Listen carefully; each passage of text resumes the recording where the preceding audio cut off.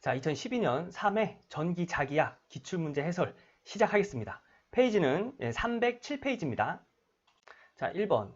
그림과 같은 직각 코일이 자속 밀도가 이렇게 된 자기에 위치하고 있다. 코일에 5A 전류가 흐를 때 Z축에서의 토크는 이 Z축에서의 토크를 물어보는 건데, 이거 여러분 해설 보시면 아시겠지만 암기하고 가는 문제겠죠. 이게 2020년도에 이 문제가 나왔는데 똑같이 나왔습니다. 그래서 똑같이 나왔다는 얘기는 뭐냐면 다음에도 나오게 되면 또 똑같이 나올 수 있는 확률이 크다는 겁니다. 그래서 얘는 답만 외우고 가겠습니다. 자, 답은 4번입니다. 이런 그림이 나오면 답은 5.66 곱하기 10의 마이너스 4승 AZ예요. Z방향. 그래서 1번 문제는 이렇게 외우고 넘어가겠습니다. 자, 2번 문제. 이것도 글로 된 문제죠. 이것도 암기하고 가는 문제예요. 정전계에 주어진 전하 분포에 의하여 발생되는 전개의 세기를 구하려 할 때 적당하지 않은 방법은 답은 4번입니다. 비오사바르의 법칙에 의하여 구한다. 비오사바르의 법칙은 전개의 세기가 아니고 자개의 세기를 구하는 법칙입니다. 답은 4번이에요. 이 나머지 3개는 전개의 세기와 관련이 깊은 내용입니다. 3번, 인덕턴스의 단위와 같지 않은 것은, 인덕턴스 단위 뭐죠? 헨리죠. 헨리를 이렇게 나타낼 수 있다는 겁니다. 그래서 2번은 얘와 같고요. 3번은 얘와 같죠. 4번은 얘와 같습니다. 근데 1번은 없어요. 그죠? 그래서 답은 1번입니다. 이 문제는 뭐 헨리와 같은 단위를 굳이 다 이렇게 외울 필요는 없습니다. 그냥 문제와 답, 인덕턴스의 단위와 같지 않은 것은 이거다. 이렇게 외우시는 게 더 낫습니다.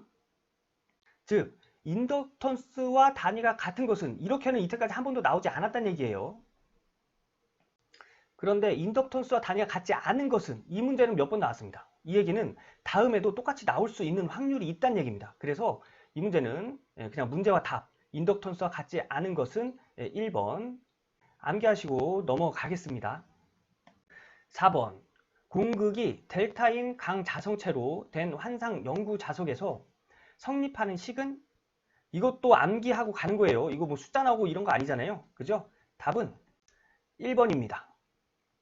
강자성체 나오고 환상 영구 자석 나오면 답은 이렇게 생긴 거 찍으시면 됩니다. 그래서 답은 1번. 자, 5번 풀기 전에 우선 행렬 계산하는 법을 잠깐 알려드리고 시작하겠습니다. 자, 우선 이런 행렬이 있어요. 3의 3열인 이런 행렬이 있습니다. 이거 어떻게 푸냐면 먼저 저랑 똑같이 해보셔야 돼요. A에다가 동그라미를 이렇게 치세요. 그리고 여기다가 이렇게 네모를 그리십시오. 그런 다음에 B랑 F랑 곱하고요. 가로를 치고 B랑 F랑 곱하고요. 빼기 C랑 E랑 곱합니다. 이렇게요. 그리고 이 동그라미 친 A를 여기다 이렇게 적는 거예요.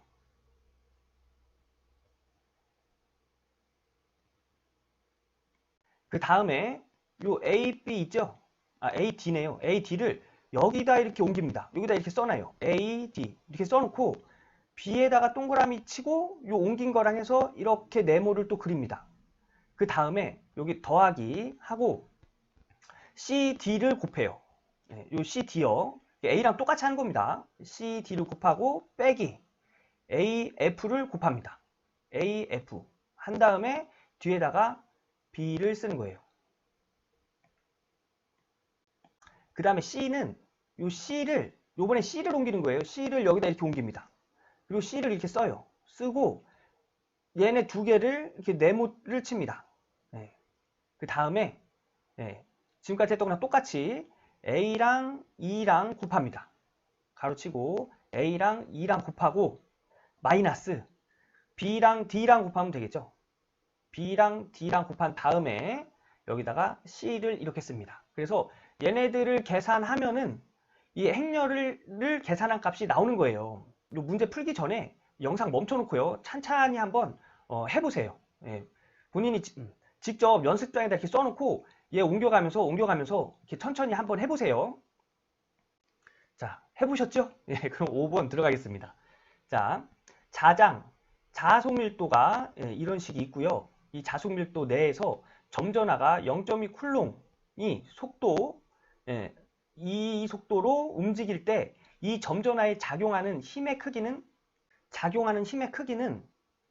속도에다 자속 밀도를 곱하고 거기다가 전하량을 곱해주는 건데요. 얘는 벡터 곱이라고 그 크기를 구하는 데 있어서는 b 곱하기 속도 이렇게 해도 되는데 뭐 양쪽이 바뀌어도 된다는 얘기예요. 하지만 방향까지 구하게 되면은 순서를 속도 곱하기 요 자속 밀도 이 순서를 지켜야 됩니다. 왜냐면 이게 회전한다는 얘기거든요. 그래서 얘네 둘이 자리가 바뀌어 버리면 회전하는 애가 바뀌기 때문에 그 방향이 달라집니다. 그런데 이 문제에서는 그냥 힘의 크기를 구하라는 거잖아요. 그래서 뭐 서로 바꿔서 구해도 상관은 없습니다. 아무튼 식은 이 식이니까 이 식으로 외워두시는 게 좋아요. 속도 벡터 곱에 여기다가 점전하를 곱해주는 거. 자, 그러면 이 벡터 곱을 하는데 어떻게 하냐면 방향을 위에다 이렇게 써줘요. 방향을 써주고 이 속도부터 위에다 상수를 하나씩 써줍니다. AX의 상수는 4죠. 4, 마이너스 2, 마이너스 3. 그리고 자속 밀도의 상수 AX는 3이죠. AY는 마이너스 5고 AZ는 마이너스 6이에요. 그래서 이렇게 써줍니다. 이렇게 써주고 얘 행렬을 좀 전에 제가 알려드린 것처럼 계산을 하면 돼요. 자, 우선 A 동그라미 쳐놓고 요 A 옆에 있는 얘네 숫자들 네모해 놓으라고 했죠. 그래서 마이너스 2 곱하기 마이너스 6은 플러스 12죠. 12 마이너스 5 곱하기 마이너스 3 그러면 마이너스니까 플러스 15 그죠? 그래서 12 마이너스 15가 되는 거예요. 그 다음에 얘를 뒤에다 이렇게 써주라고 했죠. 그래서 12 마이너스 15 AX 이렇게 되는 겁니다. 자, 요 Y 구할 때는 Y 동그라미 쳐주고 얘네들을 이렇게 옮겨서 여기다 적으라고 그랬죠. 4, 3 이렇게 적고 요 X 구할 때랑 똑같이 네모를 그려준 다음에 계산을 하면 됩니다.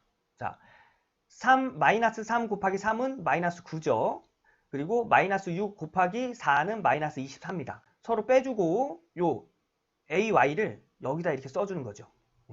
이렇게 계산하는 겁니다. 그 다음에 요 AZ 요거 계산할 때는 얘를 여기다 이렇게 옮겨서 여기다 적어주라고 했습니다. AZ 적어주고 얘네 두 개를 이렇게 네모를 긋습니다. 자, 그럼 얘 지금까지 했던 것처럼 똑같이 계산해주면 되겠죠? 얘랑 우선 얘랑 이렇게 곱하는 거예요. 얘랑 이쪽부터 곱하는 겁니다. 얘랑 곱해서 4 곱하기 마이너스 5는 마이너스 20 빼기 얘랑 이렇게 곱하는 거예요. 마이너스 2 곱하기 3 그럼 마이너스 6 그 다음에 AZ를 여기다가 이렇게 써주는 거라고 했죠. 그래서 이런 계산식이 나옵니다. 여기 곱하기 0.2는 그냥 이렇게 곱해주고요. 0.2는 요 점전하의 크기예요. 그리고 나서 우리가 찾아낸 것을 또 계산을 해서 써줍니다. 12-15는 마이너스 3 AX 그 다음에 마이너스 9 마이너스 24는 마이너스 9 플러스 24가 되겠죠? 마이너스니까 그래서 마이너스 9 플러스 24는 플러스 15 그 다음에 마이너스 20은 여기 또 마이너스 돼 있네요. 그럼 마이너스 20 플러스 6이에요. 그럼 마이너스 14 이렇게 해서 이 계산식이 나온 거예요. 근데 여기서 힘의 크기 구하라고 했잖아요. 그래서 이 크기를 구하는 공식은 이렇게 구하는 건데 이게 어떻게 해서 이렇게 나왔냐면 저번 기출문제에서 제가 한번 해드렸죠. 공간 감각이 좀 있어야 된다고 하면서 제가 좀 설명드린 거 그런 식으로 푸는 겁니다. 자 보세요. AX 방향으로 여기가 X고 여기가 Y고 여기가 Z예요. X 방향으로 마이너스 3만큼 그러니까 이 원점에서 X 방향으로 3만큼 가서 그 다음에 Y 방향으로 15만큼 Y 방향으로 이렇게 15만큼 가랍니다. 그럼 2점이 되겠죠. 그리고 또 Z 방향으로 14만큼 마이너스 14만큼 내려가래요. 그럼 마이너스 10 여기가 마이너스 14라고 하면 쭉쭉쭉쭉쭉쭉쭉쭉쭉쭉쭉 하면 마이너스 4만큼 이렇게 내려가는 거예요. 한 이 정도 될까요? 한 요 정도 되겠네요. 이 식이 가리치는 점은 2점입니다. 2점. 그래서 원점에서 2점까지의 그 길이를 구하면 이 크기가 나오는 거예요. 근데 이 길이 이렇게 적어놨는데 워낙에 이렇게 적어놓은 건 자 보세요. 얘가 이렇게 해서 삼각형이죠. 그래서 얘 제곱 더하기 얘 제곱은 얘가 나와요. 그죠? 근데 얘 길이는 알잖아요. 얘 길이는 Z니까. Z가 14죠. 예. 그런데 얘 길이를 모른단 말이죠. 얘 길이는 얘랑 이렇게 삼각형이죠. 얘 제곱, 그러니까 x의 제곱이죠. x의 제곱 더하기 요 y의 제곱에 루트 씌우면 얘 길이가 나온다는 얘기예요. 그래서 이렇게 써놓은 건데, 자 보시면 요 제곱하고 요 루트하고 이렇게 지워지죠. 요 안에 있는 루트. 그래서 이 공식을 간단히 얘기하면 3의 제곱 플러스 15의 제곱 플러스 14의 제곱의 루트가 됩니다. 여기서 여기까지의 길이는 이렇게 구할 수가 있어요. 근데 이렇게 적어 놓은 거는 좀 더 디테일하게 여러분들한테 좀 보여드리려고 적어 놓은 거예요. 그래서 어쨌든 다음부터 이런 거 나오면 우리 이렇게 계산하자고요. 네, 그래서 3의 제곱 플러스 15의 제곱 플러스 14의 제곱의 루트 씌워 놓으면 이 벡터의 크기가 나온다는 겁니다. 그래서 이 크기에 0.2를 곱하면 4.15 뉴턴이 나옵니다. 네, 그래서 답은 3번이 되겠네요. 여러분 이 문제에서 중요한 건 지금까지 이 행렬 구하는 거 어떻게 구하는지 모르셨던 분들은 제가 지금 알려줬으니까 지금부터 이제는 아는 거예요. 그죠? 예, 그래서 요거 지금까지 모르셨던 분들은 한번 연습해 보시고요. 이 벡터의 크기를 구하는 거, 요 벡터가 3개 있었을 때, 방향이 3개 있었을 때 크기를 구하는 거는 이렇게 각 방향의 크기의 제곱 플러스 크기의 제곱해서 루트 씌워놓으면 그 크기가 나온다는 거. 예, 요거 알고 가자고요. 그리고 또 하나 더 알고 가면 좋은 건 요 공식이겠죠. 예, 힘은 속도 곱하기 자속밀도. 예, 거기다가 전하량을 곱하면 그 힘이 된다는 거. 예, 여기까지 알고 6번 넘어가겠습니다. 자, 6번. 그림과 같은 정방형관 단면의 격자점 이 6의 전위를 반복법으로 구하면 약 몇 볼트가 되겠는가? 이 반복법, 라플라스 근사법이라고도 하는데요. 이거 어떤 거냐면 이런 문제 그냥 가끔가다 나오거든요. 요거 굉장히 쉬우니까 오늘 알고 가자고요. 예.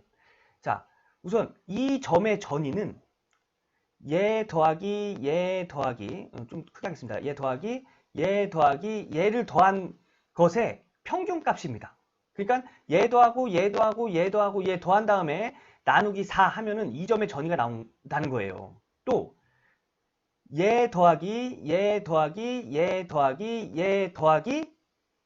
한 값의 평균값. 즉, 얘 더하기 나누기 4가 이 점의 전이라는 겁니다. 이게 규칙이에요. 자, 그러면 한번 구해 볼게요.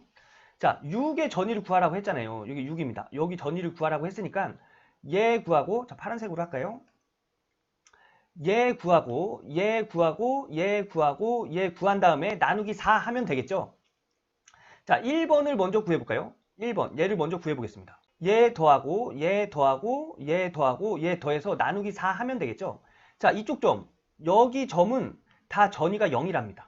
그럼 0 더하기 예, 이쪽 전위는 100볼트래요.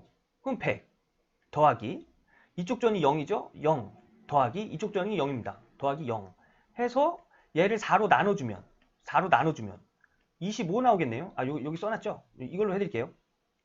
자, 0 더하기 요거는 빨간색으로 0 더하기 100 더하기 0 더하기 나누기 4는 25볼트죠. 그래서 요 1번 여기에 전위는 25볼트가 되는 겁니다. 그 다음에 요 6번 전위를 알려면 요 전위랑 요 전위를 알면 되겠죠. 근데 요 전위랑 요 전위는 같답니다. 같은 3번이에요. 그럼 얘 전위 구해볼게요. 얘 전위 3번 전위 구하려면 얘 더하고 나누기 4 하면 되는데 이 점의 전위를 또 찾아야 되잖아요. 그래서 우리가 이미 찾아놓은 이 점을 이용해서 한번 찾을게요. 얘 더하고 얘 더한 다음에 나누기 4 하면은 이 3번 점의 전위를 알 수 있다고 했죠. 그래서 25 더하기 0 더하기 0 그래서 25 더하기 0 더하기 0 한 다음에 평균값 나누기 4 하면은 이 점의 전위를 구할 수 있다는 얘기입니다. 그러면 계산하면 6.25V 나와요. 그럼 얘가 6.25V고요. 여기도 얘랑 같은 3번이니까 크기가 같다는 거예요. 그래서 얘도 6.25V 나옵니다. 자, 그러면 이제 값을 다 아니까 6번 여기에 전위 구할 수 있겠죠. 얘 더하고 얘 더해서 나누기 4. 자, 해볼게요. 자, 우선 해설에는 3번부터 더했네요. 얘 더하고 6.25 더하고 요 1번 점 25 더하고 3번 점 6.25 더하고 요 옆에 있는 점 여기 전이 0이라고 표시돼 있죠. 그래서 0 나누기 4 하면은 9.4V 나옵니다. 예, 그래서 답은 9.4V예요. 여러분 이런 문제 예, 꼭 풀고 가야겠죠?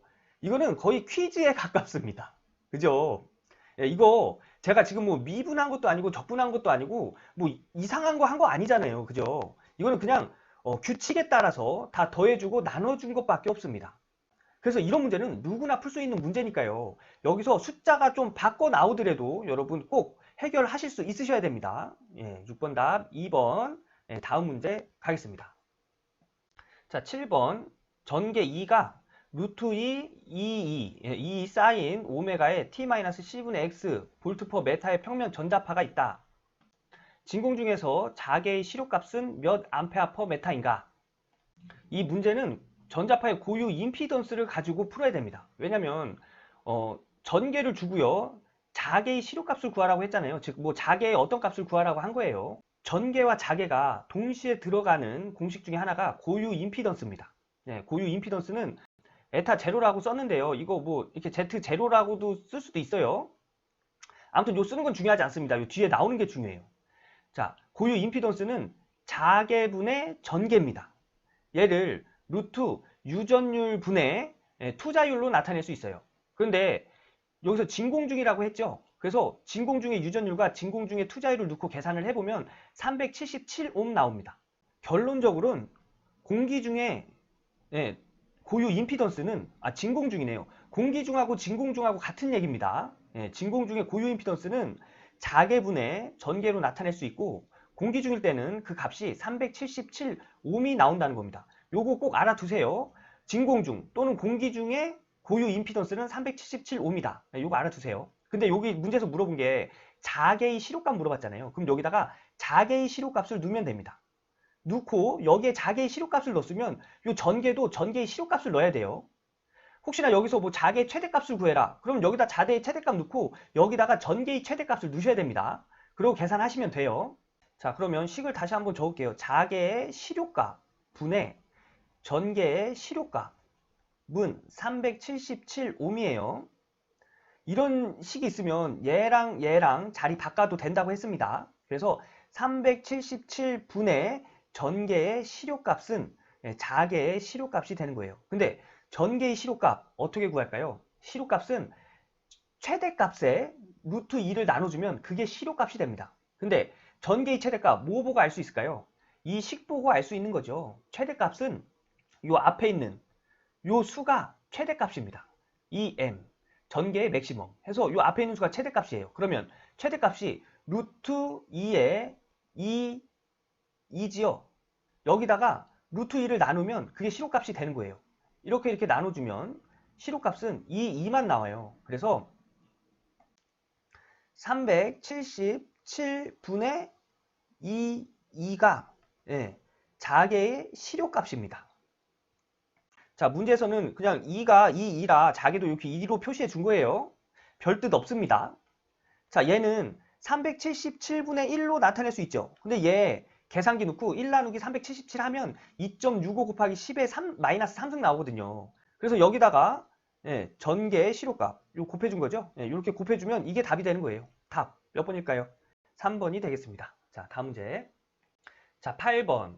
전하량을 0.15 쿨롱으로 대전하고 있는 큰 도체구의 그 반경이 큰 구의 2분의 1인 작은 도체구를 접촉했다가 떼면 작은 도체구가 얻는 전하는 몇 쿨롱으로 되는가? 이 문제는 뭐 문제를 해결하면서 진행해 가면서 뭐 어려운 계산은 없는데요. 이해하기가 좀 힘듭니다. 그래서 좀 이해하는데 시간이 오래 걸려요. 요거 해설 한번 읽어보시고 난 좀 이해가 되는데 조금만 알려주면 되겠다 싶으신 분은 네이버 카페에 질문 주세요. 그럼 제가 그때 알려드리도록 하겠습니다. 요거 답 2번입니다. 요거 역시 그냥 문제와 답만 외우고 넘어가도 그렇게 큰 문제 없는 문제입니다. 다음 문제 보도록 하겠습니다. 반지름 A, B인 두 구상 도체 전극이 도전율 K인 매질 속에 중심거리 R만큼 떨어져 놓여 있다. 양극 간의 저항은? 자, 이 문제 답은 3번입니다. 이것도 역시 그냥 외우고 가는 문제인데요. 이거 뭐 거의 뭐 숫자 들어간 것도 없잖아요. 그죠? 그냥 이런 내용이 나오면 딱 이거밖에 나올 수가 없습니다. 근데 요 밑에 풀이 보면 여기서 어떻게 이렇게 넘어간 거야? 이렇게 생각하시는 분들 계실 거예요. 그죠? 제가 요것만 설명하고 가겠습니다. 두 도체 간의 정적 용량은 Q는 CV 해서 이 정적 용량은 V가 넘어가면 V분의 Q가 되죠. 근데 이 V는 이때 전위는 A 전위에서 B 전위를 빼면 그 전위가 나와요. 그런데 자, 도체 구간의 이제 정극이 서로가 하나는 플러스고 하나는 마이너스 정극이라는 얘기입니다. 그래서 구도체의 전위 4파이 입시론 R분의 그 반지름분의 Q잖아요. 근데 여긴 반지름 A 줬으니까 4파이 입시론 A분의 Q가 되는 거예요. B전위는 4파이 입시론 B분의 반지름 여기 B라고 했죠. B분의 마이너스 Q. 여기가 플러스 Q고 얘는 마이너스 Q라는 거예요. 정극이 서로 반대란 얘기입니다. 네. 그래서 얘를 계산을 하면 얘랑은 같죠. 얘랑은 같습니다. 요 마이너스는 플러스가 돼서 나올 거예요. 자, 그래서 4파이 입시론 제로 분의 Q 가로 4파이 입시론 제로 분의 Q로 묶은 거예요. A분의 1 플러스 B분의 1이 되는 거예요. 분의 Q. 네. 이 식이 이렇게 변한 겁니다. 얘를 요 분자에다가 이렇게 올릴 수 있죠. 그래서 Q 곱하기 Q 곱하기 A분의 1 더하기 B분의 1 나누기 4파이 입시론 제로 분의 Q 이렇게 나타낼 수 있죠. 그래서 Q는 1분의 Q입니다. 그래서 이거 번분수로 얘 두 개 곱한 거를 분모에다 두고 얘 곱한 거를 분자에다 두면 Q 곱하기 A분의 1 플러스 B분의 1 분의 요 바깥 거 4파이 입시론 Q가 됩니다. 처음에 제로로 써줬으니까 그냥 제로로 이렇게 갈게요. 원래 그냥 입시론으로 써도 됩니다. 예. 그래서 요 Q랑 약분이 되죠. 그래서 이 식이 나오는 겁니다. 그래서 얘를 우리가 구하는 저항, 여기서 양극 간의 저항 구하라고 했잖아요. 그래서 저항은 C분의 이 공식 RC는 로분의 입시론 요 저항률분의 유전율입니다. 이 공식에서 우리가 구하는 거이 저항이니까 요 C를 넘기면 되잖아요. 그래서 R은 C분의 저항률분의 입시론 이렇게 나온 거예요. 그래서 우리가 구한 C를 여기다 이렇게 넣어서 계산을 또 해주는 겁니다. 계산을 해주면 얘도 1분의 저항률분의 유전율 이렇게 써도 되죠. 그래서 얘도 번분수로 얘랑 곱해서 1 곱하기 4파 입시론 곱해서 분모에다 두고요. 먼 것 얘랑 곱해서 분자에다 이렇게 둔 거예요. 그래서 요 입시론하고 약분되죠. 그래서 4파이분의 저항률이 된 건데 이 저항률은 도전율, 여기서 도전율 K로 줬어요. 도전율의 역수입니다. 그래서 저항률은 도전율분의 1이 돼요. 그래서 저항률을 도전율로 바꿔서 식이 이렇게 나온 거예요. 여러분 조금 복잡하죠? 그래서 이 문제는 그냥 문제 답만 알고 가도 그렇게 큰 문제 없는 문제입니다. 자, 다음 문제 가겠습니다. 이 문제 역시 암기지요. 정연파 자속의 주파수를 3배 높이면 유기기전력은 유기기전력 구하는 공식에서 주파수와 유기기전력은 비례관계입니다. 유기기전력 공식 이거거든요. 요 오메가가 2파이 F로 쓸 수 있죠. 그래서 이런 공식이 나오는데 여기 주파수와 이 유기기전력은 정비례입니다. 정비례. 그래서 얘가 3배가 높아지면 얘도 3배 높아지겠죠. 그래서 3배로 증가한다. 4번이 답입니다. 자, 매질 1은 나이론의 비유전율은 4랍니다. 나이론이고, 그러니까 여기가 나이론이에요. 여기가 나이론이고, 매질 2는 진공일 때 여기가 진공이랍니다. 전속밀도 D가 경계면에서 세타1, 세타2의 각을 이룰 때 세타2가 30도라고 하면 여기가 30도라고 하면 여기 각은 몇 도냐? 이걸 물어본 겁니다. 전기자기학 단원에서 서로 다른 유전체의 경계면의 조건이라는 단원이 있거든요. 그 단원에서 나오는 공식 중에 하나가 뭐냐면 입시론 1 탄젠트 세타 2는 입시론 2 탄젠트 세타 1이라는 이런 공식이 있습니다. 여기 있죠? 이런 공식이 있습니다. 이런 공식에서 우리가 구해야 되는 게 요거 오타입니다. 요거 세타 1이에요. 요 밑에도 다 세타 1으로 예, 수정 부탁드리겠습니다. 예, 1이에요. 1. 다 세타 1. 얘도 세타 1입니다. 자, 그래서 얘를 이제 계산을 해서 이 세타 1을 구해라. 예, 이 얘기입니다. 자, 한번 얘를 계산을 해볼게요. 자, 문제에서 유전체 1번은 나이론이라고 그랬죠. 나이론. 나이론 비유전율 4줬죠. 유전율은 비유전율 곱하기 공기 중의 유전율이라고 했죠. 근데 비유전율 나이론 4줬습니다. 그래서 1번 유전율은 4 곱하기 공기 중의 유전율이 되고요. 2번 유전율도 역시 공기 중의 유전율 곱하기 비유전율 이렇게 나타낼 수 있죠. 그런데 2번 유전율은 진공이라고 했습니다. 진공의 비유전율 몇이죠? 진공의 비유전율은 1입니다. 진공이나 공기나 비유전율은 1이에요. 그래서 2번 유전율은 그냥 입시론 제로가 나옵니다. 그래서 식을 다시 한번 정리해 보면 요 입시론 1 자리에 4에 입시론 제로 넣을 수 있죠. 그래서 탄젠트 세타 2는 2번 유전율 그냥 공기 중의 유전율이라고 했죠. 그래서 공기 중의 유전율 곱하기 세타 1으로 나타낼 수 있습니다. 문제에서 세타2는 30도 줬잖아요. 그래서 여기다가 30도를 넣어주는 거예요. 그래서 4 곱하기 탄젠트 30도는 탄젠트 세타 1이 되는 거예요. 그래서 얘가 탄젠트 30도가 루트 3분의 1이거든요. 그래서 4 곱하기 루트 3분의 1은 탄젠트 세타 1이 나옵니다. 근데 여기서 물어보는 게 이 탄젠트 1, 얘만 물어본 거잖아요. 그래서 이 탄젠트만 이렇게 넘어가면 어떻게 써주면 되냐면 아크 탄젠트로 써주면 됩니다. 탄젠트는 원래 마이너스는 넘어가면 플러스가 되고 곱셈은 넘어가면 나눗셈이 되고 나눗셈은 넘어가면 곱셈이 되잖아요. 이런 삼각함수에서 삼각함수가 넘어가면 이렇게 아크 탄젠트라고 하거든요. 이렇게 마이너스 1승을 붙여줍니다. 그래서 이 탄젠트가 이쪽으로 넘어가서 루트 3분의 4에 아크 탄젠트를 곱해준 게 세타 1이 되는 거예요.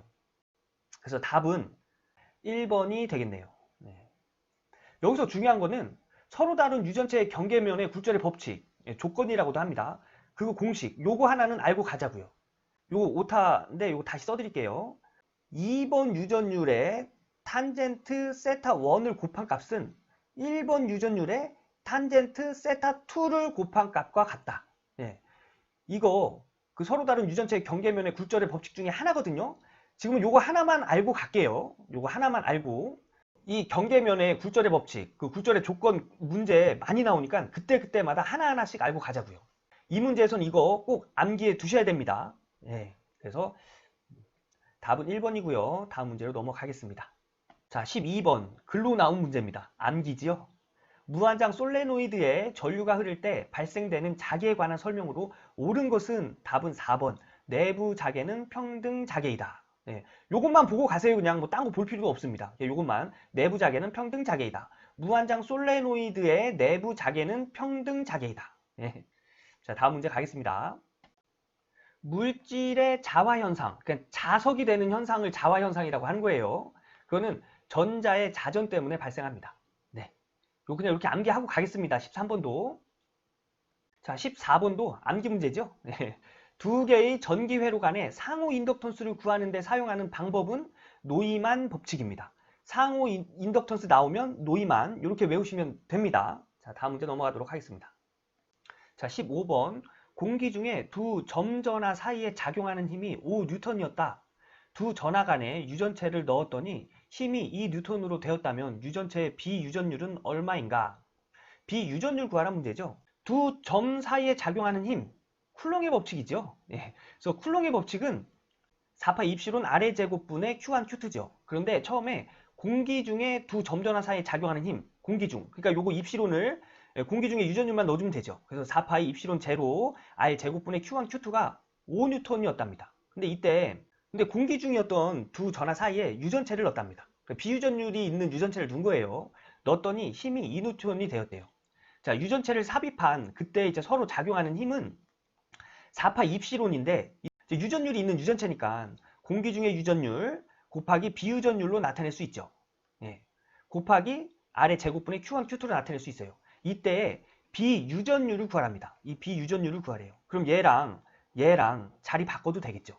4파이 입시론 제로 F 입시론 R의 제곱분의 Q1, Q2가 되는 거 아니에요? 그죠? 얘랑 자리를 바꾸면 이렇게 자리 바꿔도 된다고 했습니다. 그래서 얘를 그냥 따로 적어 놓은 거예요. 유전율을 삽입한 그때 서로 작용하는 힘분의 1 곱하기 4파이 입시론 제로 아래 제곱분의 Q1, Q2 이렇게 나타낼 수 있죠. 그런데 4파이 입시론 제로 R 제곱의 Q1, Q2 공기 중에 두 점 사이에 작용하는 힘이죠. 이 문제에서 두 점 전하 사이에 작용하는 힘 몇 뉴턴이라고 그랬죠? 5뉴턴이라고 그랬죠. 그래서 여기에 이렇게 5를 넣어준 거고요. 2라고 그랬죠. 유전체를 삽입한 그때의 두 점 전하 사이에 작용하는 힘 2뉴턴이라고 했잖아요. 그래서 얘에 2를 넣어준 겁니다. 그래서 2분의 1 이렇게 되는 거예요. 그래서 2분의 1 곱하기 5 해서 2.5 파라드 퍼 메타가 비유전율이 되는 겁니다. 여러분 이런 문제는 그 공식을 알고 그 공식을 잘 정리할 수만 있으면 답을 충분히 찾을 수 있는 문제입니다. 여러분 요거 언뜻 봐서는 좀 어렵다 이해 잘 안 간다 하실 수도 있어요. 그런데 요거 한 3번 정도만 요거 써있는 해설대로만 쭉 한번 써보시고 얘랑 자리를 바꿀 수 있다고 했지 자리를 한번 바꿔봐야겠다 하면서 한번 바꿔서 이런 식을 한번 적어보세요. 그러면 이래서 이 식이 이렇게 나오는구나 라는 걸 알 수 있습니다. 자 그러면 여기서 답은 2번이겠죠? 다음 문제 가겠습니다. 꼭 한번 적어보세요. 16번 공기 중에 놓인 지름 1m의 구도체에 줄 수 있는 최대 전하는 몇 쿨롱인가? 단 공기 절연 내력은 3000kV/m이다. 이 문제는 문제를 잘 읽어보시면 답을 알 수 있는 문제입니다. 자 여기서 단 공기의 절연 내력은 3000kV/m이다. 요 볼트/m 어떤 단위죠? 전개의 색이 단위죠. 그래서 절연 내력 3000kV/m는 전개의 색이란 얘기입니다. 그래서 절연 내력은 전개의 세기를 의미를 해요. 전개의 세기 공식 뭐죠? E는 4파이 입시론 반지름 R분의 Q지요. 그런데 공기 중이라고 했습니다. 그러면 요 유전율 입시론 제로가 되겠죠. 그래서 4파이 입시론 제로 R의 제곱 Q가 됩니다. 얘가 3000 단위가 볼트/메타 기본 단위로 바꿔야죠. 얘가 그래서 3000 곱하기 10의 3승이라는 얘기예요. 근데 문제에서 물어본 건 최대 전하는 몇 쿨롱인가? 전하를 물어봤죠. 그래서 얘를 기준으로 식을 정리해서 문제에서 주는 단서를 대입하면 답을 찾을 수 있는 문제입니다. 얘를 기준으로 식을 정리하려면 얘만 남겨놓고 다 넘겨야죠. 4파 입시론 제로 R의 제곱은 Q와 나눠진 형태이기 때문에 넘어가면 2와 곱해줘야 됩니다. 그래서 2 곱하기 4파 입시론 제로 R이 되는 거예요. 자, 그 문제에서 전개의 세기 3000 곱하기 10의 3승이죠. 절연 내력이 3000 kV/m니까 k를 아까 전에 10의 3승 해줘야 된다고 했죠. 여기서 했네요. 그래서 3000 곱하기 10의 3승 해주고요. 곱하기 4파이 하고 공기 중의 유전율 8.85 곱하기 10의 마이너스 12승. 이거 지금이면 완전 그냥 공기 중의 유전율 하면은 8.85 곱하기 마이너스 12승이 저절로 나와야 돼요. 그래서 8.85 곱하기 마이너스 12승 해주고요. 여기서 0.5를 곱한 이유는 이 R이 반지름이죠. 근데 문제에서는 지름을 줬습니다. 그래서 이거에 반을 넣어야 돼요. 그죠? 그래서 0.5m 제곱을 여기다 넣어준 겁니다. 자, 얘를 계산기에다 넣고 때리면 8.33 곱하기 10의 마이너스 5승 쿨롱이 나옵니다. 그럼 답은 4번이 되겠네요. 이 문제도 역시 문제만 잘 읽어보면 우리가 아는 지식 내에서 충분히 해결할 수 있는 문제입니다. 꼭 한번 풀어보세요. 자, 다음 문제 가겠습니다. 17번 유전체에서 변이전류에 대한 설명으로 옳은 것은 변이전류 제가 설명드렸죠? 요 콘덴서에 전압을 가하면 전자가 이동한다고 했죠. 근데 전자 이동이 뭐라고 그랬죠? 전류라고 했죠. 그래서 요 콘덴서 사이에 흐르는 전류라고 보시면 돼요. 얘를 변이전류라고 했습니다. 우리들이 일반적으로 아는 그 전류의 주변에 이렇게 자기장이 생긴다고 했죠. 이 자기장이 존재하는 공간을 자계라고 했습니다. 그죠? 이것도 똑같은 전자의 이동이기 때문에 이것도 전류잖아요. 그죠? 그래서 이 주변에 자기장이 생깁니다. 자기장이 생기는 곳은 자계라고 했죠. 그래서 변이전류는 자계를 발생시킵니다. 얘가 답이에요. 얘도 역시 암기하고 가는 문제입니다. 자, 18번 진공 중에 있는 대전 도체구의 표면 전압 밀도가 시그마 전위가 볼트 V일 때 도체 표면의 법선 방향 바깥쪽을 N이라 할 때 성립되는 관계식은 암기입니다. 암기예요. 2번입니다. 2번. 이거 암기하고 가시는 문제입니다. 자, 다음 문제. 19번 자기 모멘트 9.8 곱하기 10의 마이너스 5승 웨버 메타에 막대 자석을 지구작의 수평 성분 12.5A 턴/m의 곳에서 지자기 오자면으로부터 90도 회전시키는 데 필요한 일은 약 몇 줄인가? 1을 구하라는 문제입니다.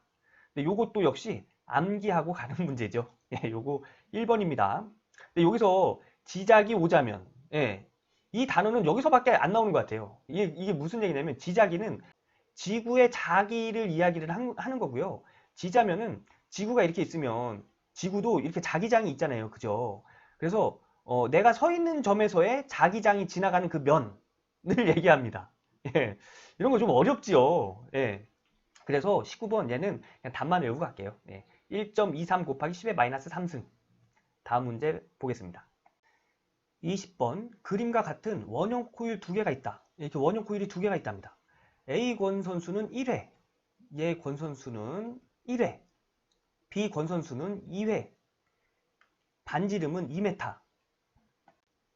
B 권선의 반지름은 2m, A 권선의 반지름은 1m랍니다. A와 B의 코일 중심을 겹쳐두면 중심에서의 자속이 A만 있을 때의 2배가 된다. 코일을 이렇게 겹쳐두면 이 중심의 그 자속이 A만 있을 때의 2배가 된답니다. 자속이 A만 있을 때 2배가 된대요. 그런데 자속과 자개의 세기는 비례하죠. 자속 밀도는 뮤의 H. 이 공식 아시죠? 이것만 봐도 서로 비례하는 걸 알 수 있습니다. 그래서 여기를 자개의 세기로 얘기해도 돼요. A와 B의 코일 중심을 겹쳐두면 중심의 자개의 세기가 A만 있을 때 2배가 된다. 이렇게 해도 된다는 얘기예요. 그래서 얘가 A의 자개의 세기를 HA라고 하면 이 중심의 자개의 세기는 EHA가 된다는 얘기입니다. 이때 A와 B의 전류비는 어떻게 되냐? 이걸 물어보는 거죠. 자, 코일 중심의 자개의 세기 H는 EA분의 I. 요거 암기해 두셔야 됩니다. 요 A는 반지름이에요. 그리고 여기에 뭐 권선수가 몇이다 그러면 여기에 권선수를 그냥 곱하면 돼요. 암페어 턴/m이므로 A 코일의 자개의 세기 HA는 자, 2 곱하기 반지름이 1이라고 했죠. 1분의 암페어 전류. 여기는 A 코일의 전류니까 IA라고 쓰겠습니다. 그래서 A 코일의 자개의 세기는 2분의 IA가 되는 거고요. B 코일의 자개의 세기도 똑같이 구합니다. B 코일의 자개의 세기는 2 곱하기 반지름. 반지름은 2m죠. 그래서 2m 분의 B 코일의 전류. IB로 쓸게요. 여기다가 B 코일은 권횟수가 2회라고 했죠. 그래서 곱하기 2를 해준 거예요. 그래서 얘랑 이렇게 나눠지면 2분의 B 코일에 흐르는 전류. 이렇게 나옵니다. 자, A, B 코일을 겹쳤을 때 이때 겹쳤을 때를 HAB라고 하겠습니다. HAB는 A 코일의 중심의 자개의 세기 2배라고 했었죠. 2배이므로 HAB는 HA의 자개의 세기 2배라고 했지만 HAB는 이 B 코일로 인해서 생긴 자개의 세기와 A 코일로 인해서 발생된 자개의 세기를 더한 것과도 같잖아요. 그죠? 그래서 우리가 구해낸 HA는 2분의 IA 플러스 2분의 IB는 이 HA의 2배라는 겁니다. 그죠? 이렇게 식을 정리할 수 있지요. 얘랑 같은 거니까요. 그죠? 그래서 얘를 다시 정리해 보면 얘랑 이렇게 나눠지면 A 코일에 흐르는 전류만 남습니다. 그죠? 즉 2분의 IA 플러스 2분의 IB는 IA라는 얘기예요. 이 식도 정리를 하면 이렇게 됩니다. 2분의 IA 더하기 2분의 IB는 IA잖아요. 그래서 이 IA를 이쪽으로 넘겨요. 그러면 2분의 IB는 IA 마이너스 2분의 IA가 되겠죠. 얘를 통분해서 계산하면 2분의 2IA. 얘 통분하기 위해서 분모에다 2를 곱해주면 분자에도 2 곱해줘야 되죠. 그래서 2분의 2IA가 된 거예요. 마이너스 2분의 IA 하면 2분의 2IA랑 IA랑 빼면 그냥 IA만 남죠. 그래서 2분의 IB는 2분의 IA랑 같다. 이게 됩니다. 여기 써놨죠. 2분의 IB는 2분의 IA와 같다. 그러면 얘랑 같으니까 얘랑 값이 같겠죠. 그래서 문제에서 물어보는 게 이제 IA분의 IB를 물어봤잖아요. 그죠? 두 개의 값이 같으면 약분이 되겠죠. 그래서 답은 1이 나오는 겁니다. 자, 그래서 20번의 답은 1이 나왔습니다.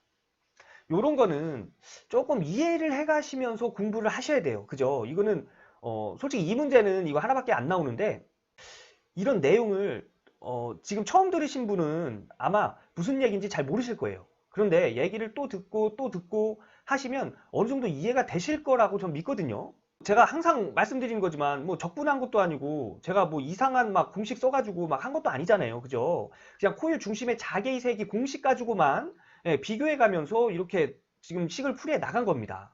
그래서 이거는 저는 처음이 어렵지 누구든지 이해할 수 있는 문제라고 보거든요. 그래서 이런 문제를 한번 이해하면 아, 코일의 중심의 자개는 이런 거구나. 최소한은 코일의 중심의 자개 공식은 이거구나. 요 정도는 알 수 있겠죠. 여러분 이런 문제 그 어려운 막 수학 공식을 이용해서 막 어렵게 푸는 문제가 아닌 그냥 조금만 생각하고 이 내용만 좀 알면 해결할 수 있는 이런 문제도 좀 신경 써서 해주시면 점수를 좀 얻는데 도움이 되실 겁니다. 자, 그러면 20문제까지 오늘 다 해설을 해 드렸고요. 제 영상 다 보시고 나서 꼭 혼자서 한번 1번부터 20번까지 보시면서 아, 이때는 규명이가 요거 외우라고 그랬지. 이거 중요하니까 요거 꼭 암기하고 가라고 그랬지. 요런 거, 요런 거 기억하시면서 한 번 더 처음부터 쭉 보시는 것을 권장드리겠습니다. 자, 그러면 오늘 2012년도 제3회 전기자기학 기출문제 해설을 마치도록 하겠습니다. 예, 여러분 고생 많으셨습니다.